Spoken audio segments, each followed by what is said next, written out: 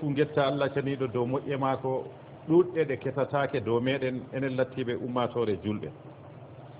nder moƴƴe maako mawɗe o waɗani en ha ñalɗe ɗe ɗo kewtago men lewru suumaye Allah cenɗo yamɗini en kewtake lewru suumaye e noon bo ɗuɗɗum meɗen heɓi suumake lewru man ha yettide ɗe ñalɗe ɗe jottiɗen jotta ɗo ngam a tawat ɗuɗɗum nder yimɓe Allah caniɗo harminiɓe suumago man goɗɗo feere imma mayde wari haɗimo suumago man walla bo ñaw waɗimo o waway suumago man yo ko waɗi getteten moƴƴe Allah caniɗo ɗo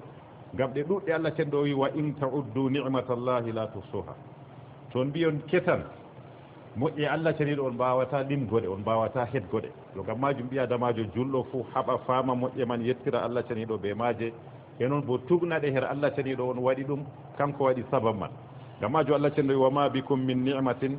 fa min Allah moƴƴere no nde famɗiri fuu no nde ɗiwɗuri fuu iga Allah caniɗo nde iwi sakko ma moƴƴere lattinde mawde farillawol mangol kayuru wiyete lewru suumaye nde gonɗon her muɗum to Allah cenɗo foodi goɗo ɗon suumo lewru man o heɓi moƴƴere mawde o yettira Allah cenɗo be maare yo derraɓe ñalɗe caaliɗe ɗo ɗon en ɗon no kuujitano dow suumaye en ɗon mbiya suumaye ɓadake ko moye ɗo seyani nastugo suumaye man amma nda hannde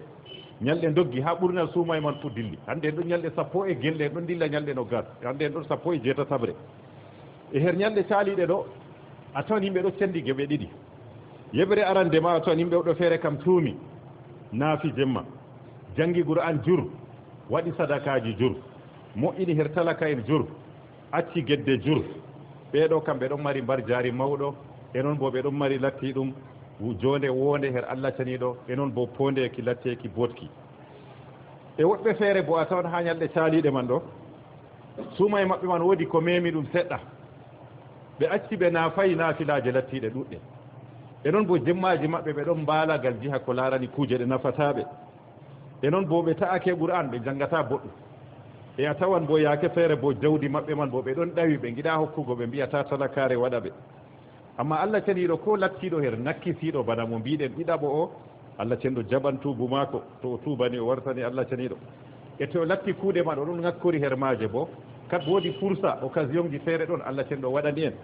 kanjum wiyete fursa latti ɗum sappo ragarejo her lewru suumaye man garanɗo ɓaawo ñalɗe ɗiɗi ɗo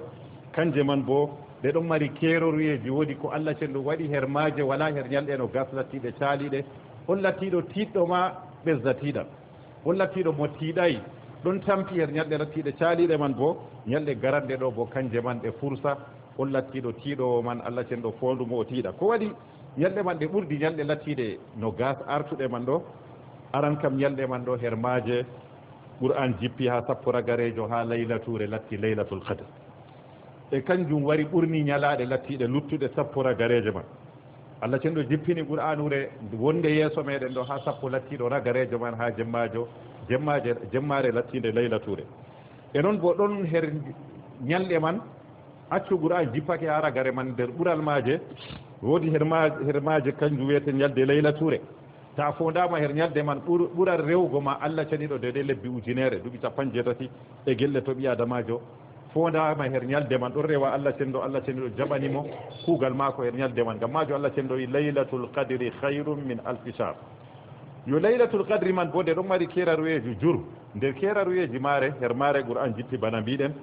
her maare jemmare lattinde barkiɗinade nde Qur'an jippi her muɗum Allah ceniɗo inna anzalnahu fi laylatin mubaraka e jemmare man ɓural lebbi ujunere bana mbiɗen e her maare malaika en ɗon jippo ɗuɗɓe her maare tanazzalul malaikatu fiha bana Allah cenɗo wi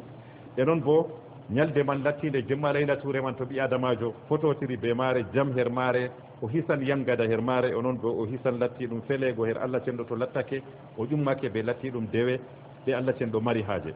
yo to goɗɗo darake her jemmare man fototiri Allah cenɗo jaɓanimo kuuɗe maako man annabijo sallllahu alayhi wa sallam wi gufira lahu ma taqaddama min zambi Allah cenɗo yafantomo ko arti her zunubaji maako man bo fuu ɗo kam fotan ɗum laylature man walla jemmaje luttuɗe man fuu nga annabijo jumli o wi man qama ramadana imanan wa ihtisaban gufira lahu ma taqaddama min zambi yo ñalɗe man ko ɗe korori her muɗum annabijo sallllahu alayhi wa sallam lattake no ɗon no herɗinaɗe ɓe ƴummago ɓe darago jemma ɓe naafilaje waɗi hadise Aisha annabijo sallllahu alayhi aicha radiallahu anha oɗo yewta hen hadisol man bo imamul boukhari ɓe muslim gurtinigol aicha wi annabijo sallllahu alayhi wa sallam lattake ida dakhala al ashr ayqada ahlahu wa shadda mi'zara to sappuragarejo ɗo nafti annabijo findina yimɓe saare fuu no gas arane ka o memataɓe ko moye nafa deydey ko wawi amma sappuragarejo ka yimɓe saare fo yaw tappanaɓe pareje maɓɓe ɓe ƴummo waɗo annabijo haɓɓataga feere mum gam darago latti ɗum naafilaje her jemmaje lattiɗe her sappo man gam ha goɗɗo fototira be latti ɗum layla touré e noon waɗi hadis aicha kat bo o wi her ñalɗe lattiɗe sappo garanɗe ɗo o wi annabijo sallllahu alayhi wa sallam lattake no yejtahidu fi l ashri l awahiri ma la yejtahidu fi gayriha annabijo lattake no ɗo tiiɗa ha sappuragarejo ɗo o tiiɗatano her tadamaje bimana ha no gasɗeya bo ɗon tiiɗa amma ha sappuragarejo ɗo tiiɗal man ɗo wara multiplio to ɓuran jus'u goɗɗo jangatama ɓesda waɗa jus'u ɗiɗi to page jangatama waɗa page ɗiɗi deydey no goɗɗo jangatno fuu sowa e noon naafilaje no nafata fuu sowa her ñalɗe lattiɗe luttuɗe ɗo gam ha pototira be ñalɗe nde mbiɗen kay rewete laylatul qadre hayrun min alfi sahr e noon kat bo tiiɗal her ñalɗe man ɗo ɗon mooɓa kala dewe fuu na dewe goote noon foti ɗum juule ɓesdaɗe ɗum naafe ɓesdaɗe ɗum janngugo qur'an ɓesda ɗum waɗgo askar ɓesda ɗum waɗgo du'a ɓesda ɗum sadaka ɓesda kala kuuɗe ɗe kuwata her latti ɗum no gas artuɗe ɗo fuu ɓi adamajo heɓa sowaɗe ha sappuragarejo ɗo ngam heɓa o fototira ɓe jemmare mbiɗen laylatul qadre kat bo nder kuuɗe kuweteɗe ko ñalɗe man keerori waɗgo itikaf meɗa andi itikafu waɗatake sey ha suumay waɗatake bo sey ha sapporatti ɗum ragarejo ha suumay ko wiyete itikafu bo ɓi adamajo lismo juulurde o wurtatako her juulurde man ɗum tabiti aicha radiallahu anha o wi annabijo sallllahu alayhi wa sallam kana yatakifu fi l ashri l awahiri min ramadan annabijo lattake no ɗon no wayi itikafu ha sappo ragarejo ha lewru latti ɗum suuma e her man itikafu woni e to itikafu ukkake ha tana maje bo wiyatake ɗum itikafu ha dina islam yo itikafu bo deydey ñalɗe ɗe koyɗa fuu huwan ha imam shafi kam wi ko wakkatiyel noon foti gaɗa anniya ɗum itikaf gara julurde jooɗoɗa ko leer ɗiɗi leer tati ndewa allah tinno naafila naafa naafe ma non jangga qur'an ma numa ɗum anniya itikaf ɓawaɗon gurtoɗa ƴummoɗa gurtoɗa bana imam shafii rahimahullahu taala o wi amma goɗɗo to waɗi itikafu bo wurtata ko julurde man sey to larura waɗi e latto itikafu man bo ha julurde juuletede her muɗum latti ɗum jum'are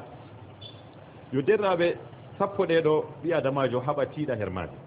tiiɗa her maje ɓe kuuɗe lattiɗe boɗɗe gam ha o heɓa o sowane mbar jaari mako e noon bo o fototira ɓe leyla touré ko waɗi ɗaɓɓitittade bo gam nde ɗon nde dulla nde wala ha ñalde kasare annabijo sallllahu alayhi wa sallam wi allah ceniɗo yiinimo wakkatiyel feere laylatul qadre layla touré ma ɓawɗo no wi allah ceniɗo yejjitinimo nde annabijo ɗon yewta en banni ɓawɗo annabijo wi en faltamisuha fi ashril awahiri fil witre ɗaɓɓitede ha sappo ragarejo ha witri bi mana ñalɗe lattiɗe joori 21 23 25 27 29 no gas e goho no gas e tati no gas e joyi no gas e jeɗɗi no gas e jeenayyi annabi joyi tefe witrire ma e noon waɗi hadis aicha radiallahu anha kat bo o wi annabijo sallllahu alayhi wa sallam ay taharraw laylata alqadri fi l ashri l awahiri min ramadan wa fi l awtari minha aqra tefe latti ɗum e layla touré ha sappo lattiɗe ragareje ɗo mbawɗon o wi ha witrije mare bi mana ha joorimaje kanjum ɓurata ɓadago e noon waɗi hadisewol gongol bo annabijo sallllahu alayhi wa sallam wi hadis ibnu abbas o wi annabijo sallllahu alayhi wa sallam wi ɗaɓɓite layla touré ha sappo ragarejo ha lewru sumaye ha jeeɗiɗi ha joyi ha tati ha goo ha no gas e goho e noon bo ha no gas e jeenayyi fuu annabijo yimɓe ɗaɓɓita yo laylatul e to a fototiri be layla touré man walla aɗo fototira be jemmaje man bo waɗi du'a annabijo sallllahu alayhi wa sallam wasi aicha wiyata ɗuɗɗina wiigo du'a man allahumma innaka afuwun tuhibbul afwa fa'fu anni ɓi adamajo ɗuɗɗina wiigo du'ayre man her jemmaje man fototiran o fototira be laylatul qadre to fototiri be layla touré man to ɗo waɗa du'a man allah cenɗo jabantomo ko o mari haaje fuu yo layla touré man modi ɓe gaddani en alamaji maare be hadiseji bo seeɗa ngari nder alamaji layla touré man to goɗɗo a heɓtade nder alamaji man ɓe ɓi ñalde man ɗo wulata jamum fewata jamum nde lattoto ñaldere caka cakare gamajo annabijo sallllahu alayhi wa sallam wi hadisol man ibnu khousayma wurtinigol laylatul qadri la harra wala barida layla touré ɗum to waɗi ñalawma man ɗo nangue waɗata jamum e noon bo ɗum fewata jamum e noon bo ñalde layla touré man ɗo modi ɓe gaddanen sifaji man ɓe hadiseji man fou nder sifaji layla touré man bo lattoto ñalde man ɗo nde ɗon laaɓi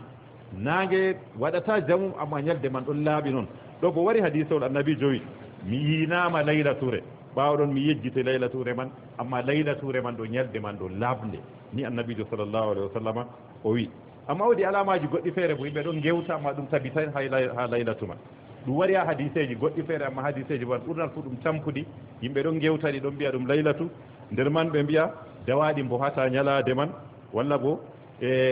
hoorere ñande man ɗo fiɗatake be muɗum walla bo ndiyam jippoto her ñalde man ɗo kam ɗum latti ɗum alamaji tampuɗi amma ɗi limtuɗe nane ɗo kanji ɗin wiyete alamaji ɗi hadiseji ngari dow majum yo derraɓe ko wiyete muhim kam ɓi adamajo ɓesda tiiɗal ha sappo lattiɗo ragarejo gam kanko on occasion lattiɗo ragarejo ha lattiɗum nder lewru suuma e gam kala ko cuumiɗa ɗo pat ta wari a tiiɗi ha sappo ragarejo ɗo waran ɓura mbar jari lattiɗum no gas gam majum ibnu rajab rahimahullahu taala o wi sappo ragarejo ɗo ɗo waɗi bana camgal pucci bimana pucci to ɗo camna garngu ha ragare artiɗo ko cakitinguno to wari ha ragare ardake ɗo kañum on ardoto yo gam majum to wari ragare ɗo nden jawmu en pucci man bo ɓoccata puccu man gaɗa ɗume fu ga gaɗa dabare puccu man heɓa saalo lattiɗo luttuɗi yo an bo ko aɗo sakiti ha latte le ñalɗe lattiɗe caaliɗe no gas caaliɗe ɗo nde jotta kam sappo ragarejo ɗo waɗi habduyake feere a waran caaloɗa on lattiɗo tiɗɗo ha arane man to wari mbari ɓandu ha latti ɗum sappo ragarejo man Allah cenɗo fo nden her majum yo ɓi adamajo ɗuɗɗina her majum julru alkaweje naafilaje jemma ɗum pat ɓi adamajo ɗuɗɗina ɗum to a wawi a juuli ha julurde to a waway bo kabda ha saare ma kam juula tabitina darde man gam annabijo sallllahu alayhi wa sallam en giiɓe to jemma waɗi o findina yimɓe mako gam ko larani gal ko larani ñalɗe lattiɗe sappo ragarejo man Allah cenɗo fo nder her majum عباد الله إن الله يأمر بالعدل والإحسان وإيتاء ذي القربى وينهى عن الفحشاء والمنكر والبغي يعظكم لعلكم تذكرون فاذكروا الله العظيم الجليل يذكركم واشكروا على نعمه يزدكم ولذكر الله أكبر والله يعلم ما تصنعون وقوموا إلى صلاتكم يرحمكم